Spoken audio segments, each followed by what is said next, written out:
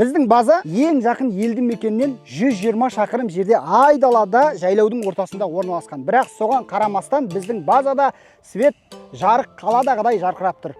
Жарықты қайдан аламыз? Анау шалғайда менің артымда тұрған күннен қуат алатын панельдерді көрдіңіздер ме? Иә, дәл өзі біз жарықты сол панельдер арқылы күннен аламыз. Біреулер ойлайды, олар дұрыс жұмыс істей ме, сынып қалмай ма, қирап қалмай ма, Қытайдікі ме, Қазақстандікі ме, Еуропанікі ме, батыстікі ме? Достар, панельдер Қытайдан келген, керемет жұмыс істеп тұр, өзінің қызметтерін атқарып тұр.